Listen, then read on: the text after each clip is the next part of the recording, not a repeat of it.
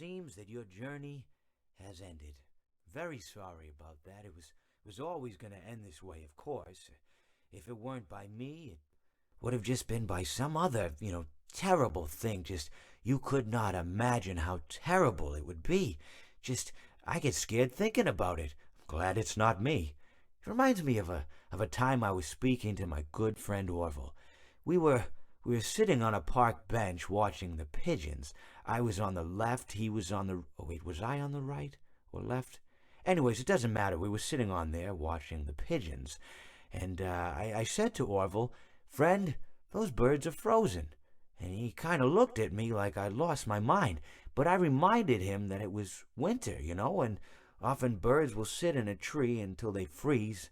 And then they sort of fall to the ground until the sun warms up and they can, move around again. So I said to Orville, "You might as well save those breadcrumbs until the birds thaw, because they can't very well enjoy them in the condition they're in."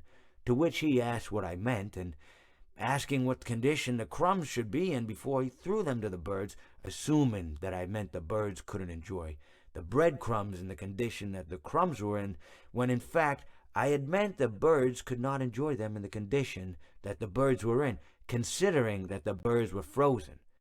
So he took a moment and then threw his last handful onto the ground. I said to him, "Orville, why did you throw the breadcrumbs to the birds when I just told you they're frozen?" To which he responded, "The breadcrumbs are not frozen." Again, misunderstanding my words. I didn't mean to say that the breadcrumbs were frozen when I said I told you they're frozen. I'd been referring to the birds. In hindsight, what I should have said was, and this would make perfect sense, "Why did you throw the breadcrumbs to the birds when the birds are frozen?"